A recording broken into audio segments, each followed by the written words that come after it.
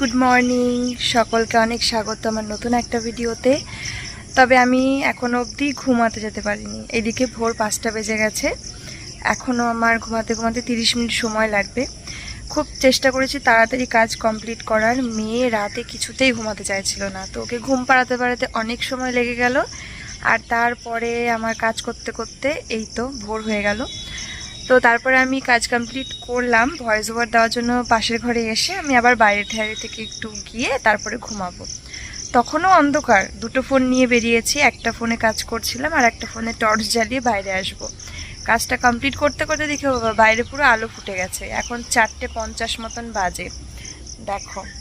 তবে এই পরিবেশটা খুবই সুন্দর, একদম ঠান্ডা ঠান্ডা, শান্ত, স্নিগ্ধ, আর শুধু পাখির ডাক।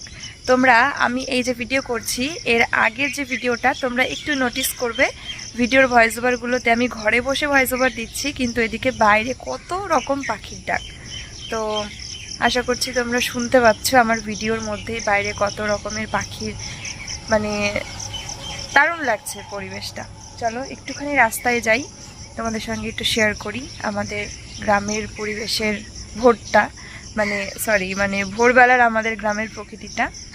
এই যে ফুল গাছে ফুল আছে, ফুল না তোলা হলে ফুলগুলো এই যে লোকেরা হাঁটতে আসে তখন কিন্তু নিয়ে চলে যায়। আর রাস্তাটাও একদম ফাঁকা, নির্জন।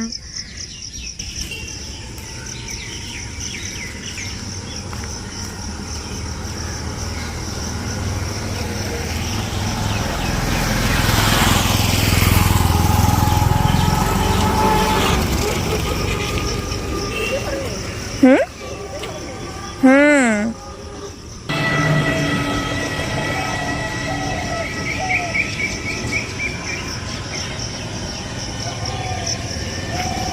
চলো আমি এবারে ঘরে চলে যাই, কাজ সম্পূর্ণ করে ঘুমাতে যাই। আর এখন রাস্তা দিয়ে অনেক মানুষজন হাঁটাহাঁটি করছে, মানে অনেকেই আছে যারা ভোর ভোর উঠে হাঁটাহাঁটি করে, এক্সারসাইজ করে। আর অনেকে ফুল তোলার জন্য ওঠে, ফুল তুলতে গিয়ে হাঁটে, অনেকে হাঁটতে হাঁটতে ফুল তোলে, সবার হাতে করে একটা প্লাস্টিকের প্যাকেট। তো চলো টাটা, আবার পরে আসছি। আমি এতক্ষণ নোটিস করিনি ব্যাপারটা, আমার গালে এখানে যে লাল দাগটা দেখতে পাচ্ছিলে আমার মানে সিঁদুরের দাগ ছিল। আমি ভিডিও শ্যুট করে আমি দেখলাম, এখন দেখছি কি ব্যাপার আমার গালে এখানে কি হয়ে গেল, এমন অ্যালার্জি হলো নাকি চাপ লেগে হলো, এখন দেখছি সিঁদুরের দাগ ছিল। এখন নিশ্চয়ই ক্লিয়ার। ভোরবেলার এই পরিবেশটা এতটাই সুন্দর লাগে যে আমার মনে হচ্ছে আমি এখানেই অনেকটা সময় কাটাই, পুরোপুরি রোদ ওঠার আগে অবধি। সূর্যমামা উঠে গেলে তখন আর ভালো লাগবে না বাইরে থাকতে। তবে আমার চোখটা এখন ঘুমে প্রচণ্ড ভেঙে আসছে, তার সঙ্গে এখনও কাজ বাকি, সেগুলো কমপ্লিট করব, মানে থাম্বনেল বানানো, সেগুলো আমি ঘরে গিয়ে করব। এদিকে দেখো বাবা আর মেয়ে একদম নিশ্চিন্তে ঘুমাচ্ছে। তো সকাল সকাল আজকের ব্রেকফাস্ট আইটেম দেখো, দারুণ, একদম গরম গরম কচুরি তরকারি, সঙ্গে মিষ্টি, আর সোনামার খাবারটাও নিয়ে নিয়েছি। তো মেয়েকে হচ্ছে খাবার ভাত খাইয়ে দিলাম। আর সকালবেলা দেখো সোনামার পিসিমণি পপকর্ন দিয়েছিল, তো সেটা নিয়ে খাচ্ছে আর খেলা করছে। আর এই যে হচ্ছে ঘর মুছে নিয়েছি, ঘর বারান্দা সব কিছু মুছে নিয়েছি। আমাকে একটু ইগনোর করো, পাগলির মতন লাগছে। তো সকালে যেহেতু কচুরি খেয়েছিলাম, সকালে বলতে সকালে না 10টা-11টা বাজে তখন। তো তারপরে কিন্তু এখন আমি কাচাকাচি করব, স্নান করব, তারপরেই ভাত খাবো। আর এখন আমাদের একটু কাজ হবে, মানে আমাদের প্রিন্টার মেশিনের কাজ হবে, সেজন্য একজন লোক আসছে। আমাদের বিজনেসের কাজে যে প্রিন্টার মেশিনটা ব্যবহার করা হয়, তো সেটাতে বেশ কিছুদিন ধরে একটু সমস্যা দেখা দিয়েছে, যার কারণে কাজের পরিমাণটা বেশি চাপ পড়ছে, মানে তোমাদের দাদাভাই হাতে লিখে সব করতে হচ্ছে। তো সেইটার ব্যাপারে একজন দাদা এসছে সেটাকে ঠিকঠাক করবার জন্য এবং দেখার জন্য যে আসলে কি সমস্যা হচ্ছে, কি কারণে এরকম হচ্ছে, ঠিকঠাকভাবে প্রিন্ট হয়ে বেরোচ্ছে না। আর এদিকে দেখো আমার সোনা মাম্মা তো খেলা করছে। আমি যাবো একটুখানি দোকানে, আর সোনামাকে নিয়ে মা আবার একটুখানি পাশের বাড়িতে ঘুরতে গেল, কারণ ও দুষ্টুমি করছে। আর আমাদের প্রিন্টার মেশিনটা একটু ডিস্টার্ব হয়েছে, যেটা আমাদের বিজনেসের কাজে এভরিডে কাজে লাগে। তো ওটার সমস্যা হওয়ার জন্য কিন্তু তোমার দাদা ভাইয়ের অনেক বেশি খাটনি হয়ে যাচ্ছে, হাতে লিখে করতে হচ্ছে। তো সেইটারই মানে থাকে না এরকম যে ওয়ারেন্টি থাকে, তো সেটা হয়তো বা এক্সচেঞ্জ করে দেবে বা রিপেয়ার করে দেবে, তো এরকম কিছু অপশন থাকে। তো সেই রকমই আমাদের অপশন ছিল। আর ভাগ্যক্রমে মনে হয় কিছু দিন বা 1 মাস মতন সময় ছিল, তো সেই জন্য কিন্তু ওইটা আর কি মানে সার্ভিসিং করাতে এসছেন একজন দাদা। তো ওনাকে একটু কোল্ড ড্রিঙ্কস দিলাম, উনি কোল্ড ড্রিঙ্কস খান না, তাই ওনাকে একটু মিষ্টি দিলাম। আর এখন একটু চা করব, তো সেই জন্যই আমি একটু দোকানে যাচ্ছি কিছু জিনিস আনতে, দুধ আনতে।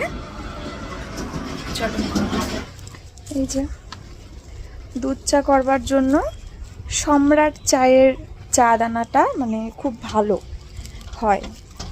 আর এক এক রকম চায়ের জন্য এক এক চা পারফেক্ট। র চা বা লিকার চায়ের জন্য এক ধরনের চা পারফেক্ট, দুধ চায়ের জন্য অন্যরকম চা পাতা দরকার। তো সেটা সম্রাট চা দিয়ে আমরা ভালো বানাতে পারি। হাইয়ের থেকে ভালো কিছু বলে সেটা জানি না, আমি যেটা জানি সেটা এ বাড়িতে এসেই আমি শিখেছি। চলো চা বানিয়ে, তো এই যে চা বানিয়ে নিলাম। চলো এবার চাটা দিয়ে আসি। তো এই যে এখানে কিন্তু এঁঠো থালা বাসন জমে রয়েছে, এগুলো সব আগে মেজে নেব। ওদিকে বাইরে তো প্রচণ্ড রোদ, তো দেখি কলতলায় ছায়া পড়লো নাকি রোদ। তো বাসনগুলো মাজবো, তারপরে স্নান করব, ভাত খাবো।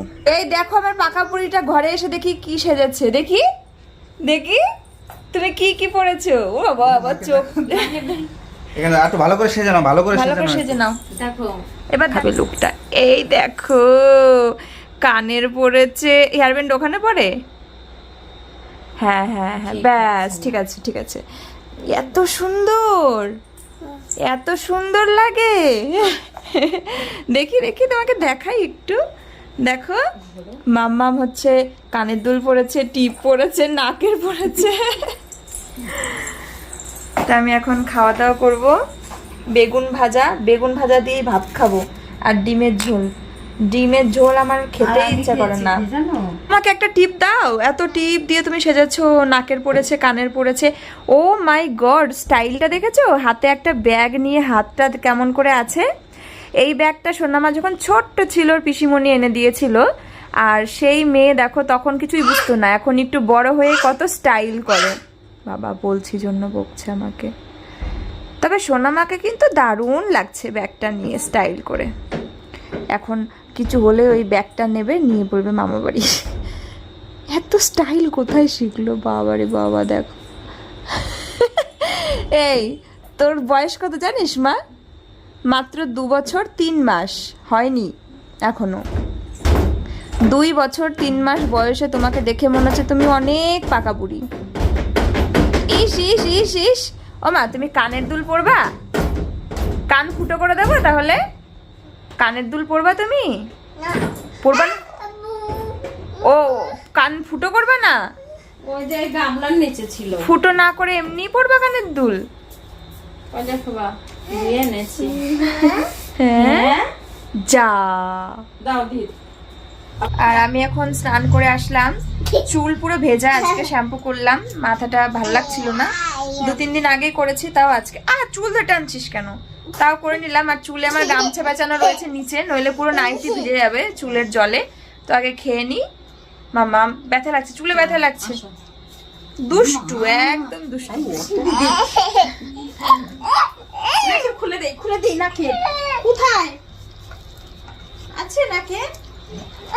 মা নাকে কোথায় উঠে গেছে? যা মা চুল ধরে টানছিস কেন তুই আমার? তো ছেড়ে দাও। এই দেখো তরকারি দেখাচ্ছি। কত সুন্দর কাজ করে আমার মাম্মা, তাই না? ওই দেখো কি বলছে মা। আর পিসিমণি বলে এত শান্ত মেয়ে, ওকে রাখা কোনো ব্যাপারই না। পিছনকে সারাদিন রেখে দেবা। ওই দেখো বিছানা কত সুন্দর করে পেতে রেখেছে আমার মাম্মা। আবার এই দেখো আমি খাচ্ছিলাম, কত সুন্দর করে তরকারি বেড়ে দিয়েছে আমাকে।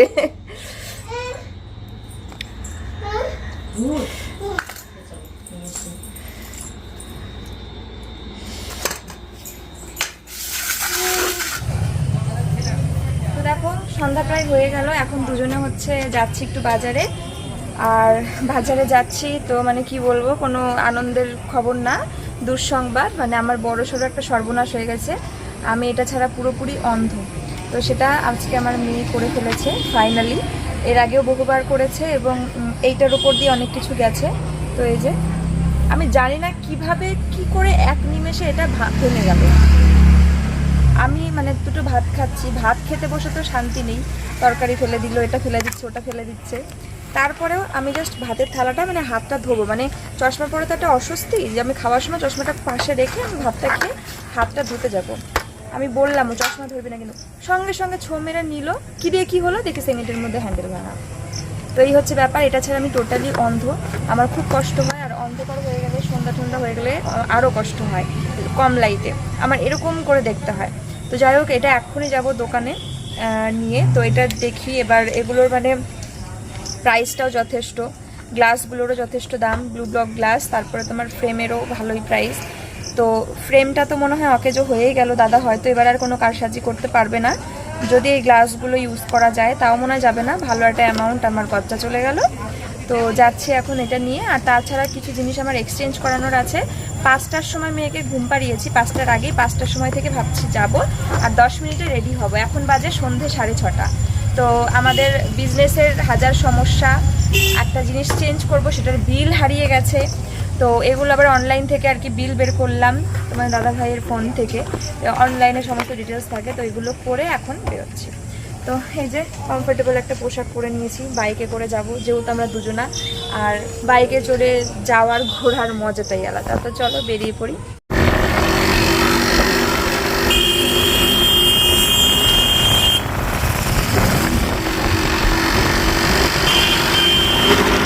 ভেবেছিলাম আজকে বিকেল বিকেল বেরোবো, আমাদের কপালে বিকেলবেলা কোথাও বেরোনো লেখা নেই, দিনের আলোতে। যে কোনো মূল্যে যে কটা কাজ, সে কটা কাজ নিয়েই সমস্যা। তোমাদেরকে ভিডিও মানে বেরোলাম, ভিডিও করলাম, তারপরে আবারও খুঁজলাম, চশমার আর একটা হ্যান্ডেল খুঁজে পাচ্ছি না। কি করলাম, কি হলো কিচ্ছু জানি না, কি সব আজে বাজে জিনিস করবো।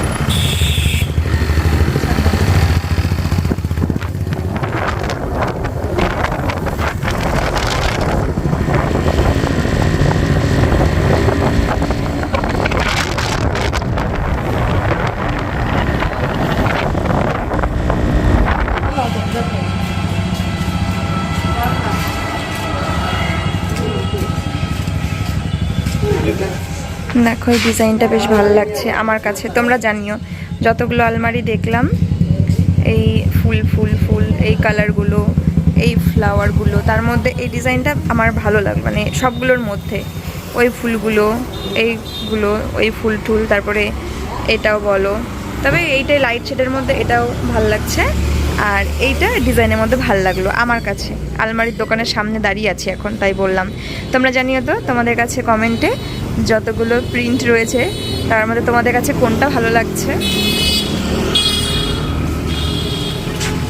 দেখো পাওয়া গেল অবশেষে একটা প্রোডাক্ট নিয়ে, ভীষণ মানে সমস্যায় পড়ে গেছিলাম আমরা। এই প্রোডাক্টটার মানে ঠিকানা খুঁজে পাচ্ছিলাম না, কিছু রয়েছে অনেক ডিটেলস। সেই পার্সেলের মধ্যে কিছু যায় কুরিয়ারে, কিছু যায় পোস্ট অফিস।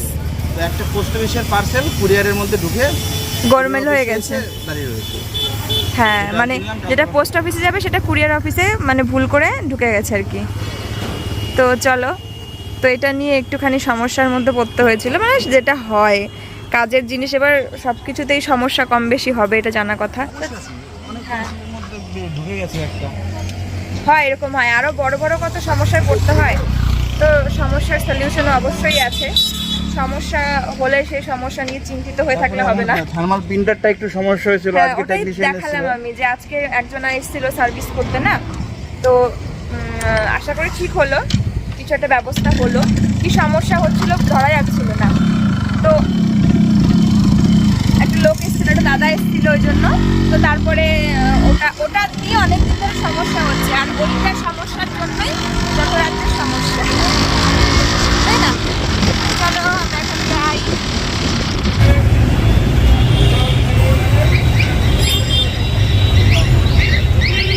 বাড়ি গিয়ে দেখাবো কি নিলাম। ষষ্ঠীর শপিং তো কমপ্লিট হয়নি না, ষষ্ঠীর মানে আমাদের পাওয়া উপহার, তো সেগুলোই একটু করে কিনছি। চলো। এই সময়টা করে বাজারে প্রচণ্ড ভিড়ভাট্টা থাকে আর একদম জমজমাটি থাকে, চারিদিকে শুধু দোকান পাট, লোকজন, গাড়ি ঘোড়া, প্রচুর মানে ক্রাউড। তো আমরা এখন কিন্তু যাব সিদ্ধেশ্বরীতে, মানে তোমরা আমার ভিডিওতে ম্যাক্সিমাম টাইম এই দোকানের নাম শুনতে থাকো, কারণ আমরা বেশিরভাগ শপিং এখান থেকেই করি। তো সেখানেই যাব, সেখান থেকে আমি একটা জিনিস কিনবো। একটা জিনিস কেনার উদ্দেশ্য করে গিয়ে দুটো জিনিস কেনা হয়ে গেছে, তো প্রায় চলেই এসছি। চলো যাই, আর তোমাদের সঙ্গেও শেয়ার করব, মানে আমি আমার জন্য যেটা কিনেছি সেটা তোমাদের সঙ্গে শেয়ার করব। আর আমি আমার একটা প্রিয় মানুষের জন্য একটা ছোট গিফট কিনেছি, তো সেটা মানে ওটার উদ্দেশ্যে মেনলি ওখানে যাওয়া।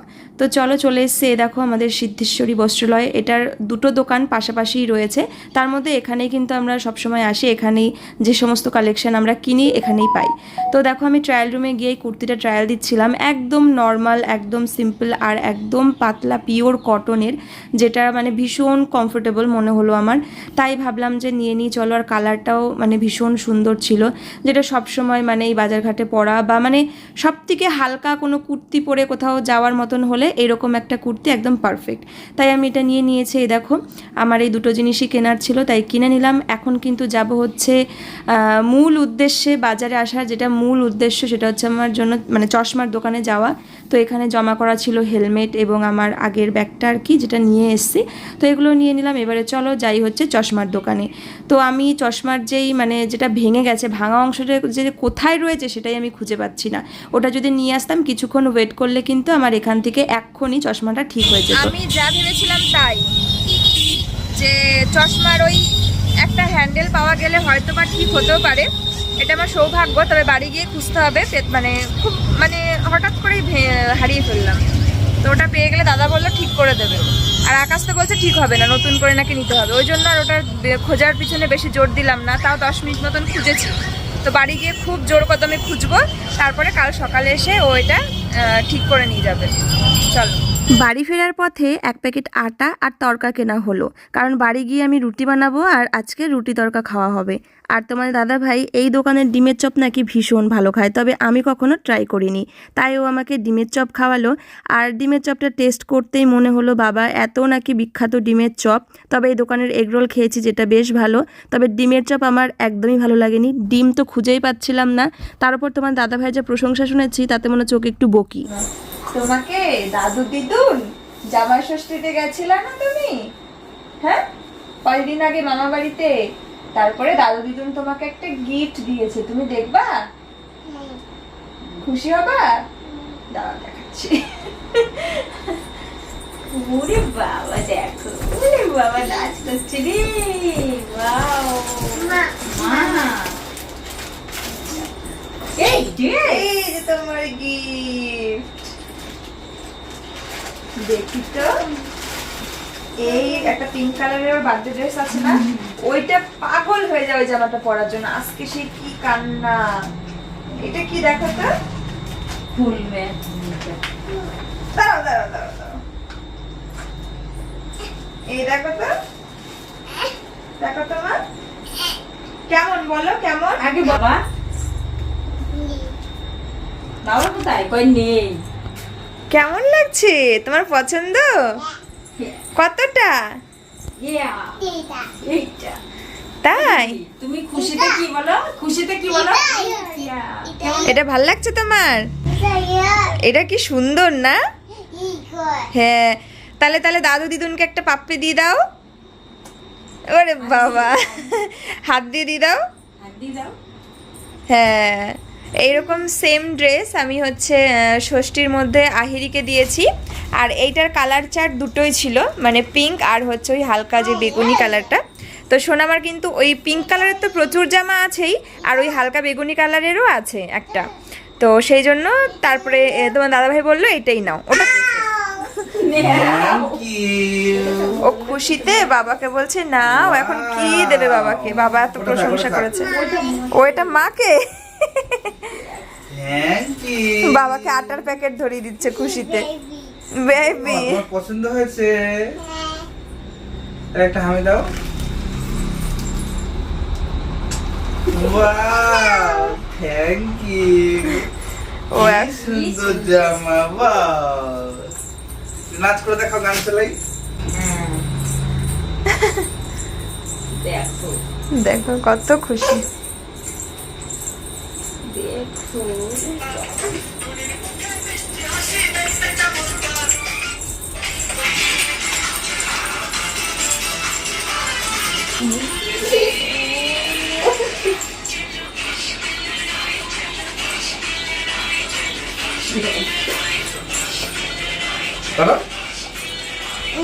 এটা পারবে না।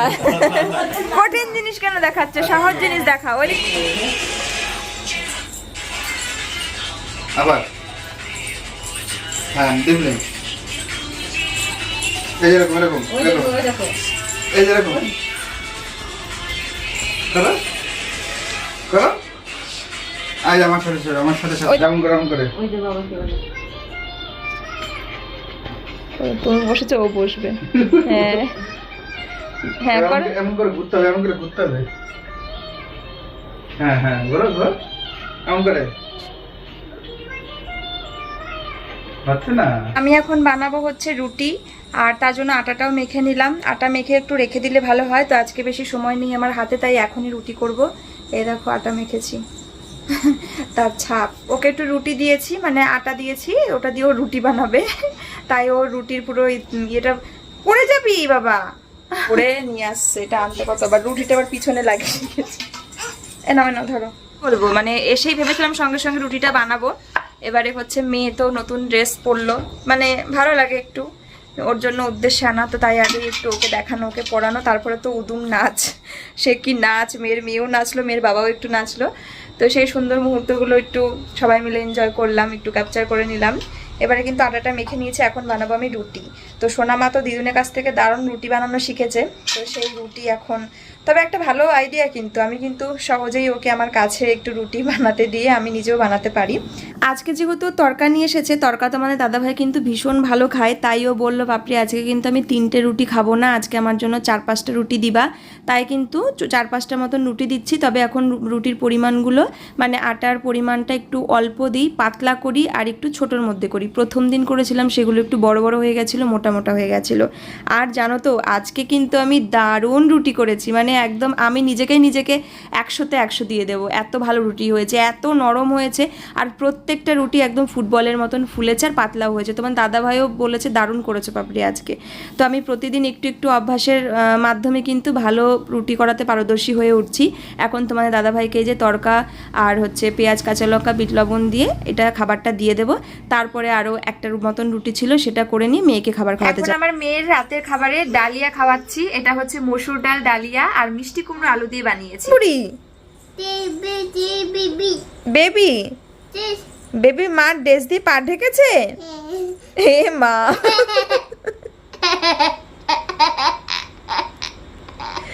কি হাসি। মেয়ে মা বেবি মার ড্রেস দিয়ে পা ঢেকে রেখেছে, কি পরিমাণে হাসি রে দিচ্ছে, জোর পাও আছে। এ মা বেবি দেখেছো পাটা ঢেকে রেখেছে। হ্যাঁ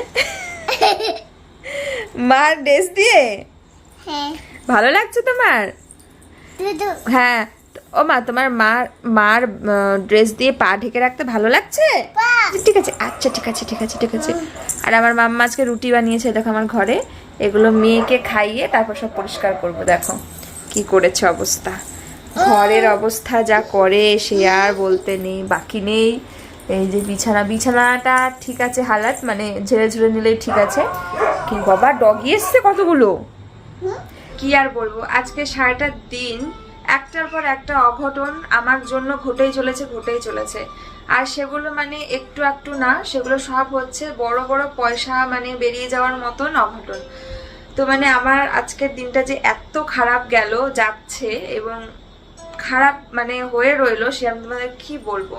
একটা দুটো না, পরপর ঘটেই চলেছে বাধা। প্রথমে আমার চশমাটা ভেঙে গেল, যার জন্য আমি পুরো অচল। চশমার যেই মানে ডান্ডাটা সেটা আমি কোথাও খুঁজে পাচ্ছি না, যেটা ছাড়া আমি চশমাটা ঘরের মধ্যে ঘটলো সেটা খুঁজে পাচ্ছি না, ওটা ছাড়া আমি চশমাটা ঠিক করতে পারছি না। তাহলে আমার আরও একটা নতুন চশমা কেনার জন্য অ্যাটলিস্ট 1,5-2,000 টাকা সেভ হয়ে যেত। তারপরে জানো আরও ওর থেকে অনেক বড় অ্যামাউন্টের একটা সমস্যা, সেটা হচ্ছে আমার এই যে সাধের শাখাটা, এই শাখাটা মানে কি বলবো এরকম ধরে গেছে, পুরো ফেটে গেছে দেখছি। তো এটা আমার বাপের বাড়ির থেকে দেওয়া হচ্ছে সোনার শাখা বাঁধানো, যেটা কি বলবো মানে আমার বিয়ের পরে দেওয়া প্রথম গয়না আমার বাবা মার তরফ থেকে দেওয়া। সেই জিনিসটাকে আমার এরকম ভাবে খারাপ হতে দেখে এবং এটাকে যে আমি ব্যবহার করতে পারবো না, এটা দেখে আমার এত খারাপ লাগছে কি বলবো। দেখো আমার শাখা বাঁধানোটা, তো আমি যখন দেখলাম সঙ্গে সঙ্গে আমার খুলে রাখা উচিত ছিল শাখাটা। এটা আমার ভীষণ প্রিয়, এটা আমার বিয়ের পরে দেওয়া প্রথম আমার বাবা মার তরফ থেকে মানে গয়না।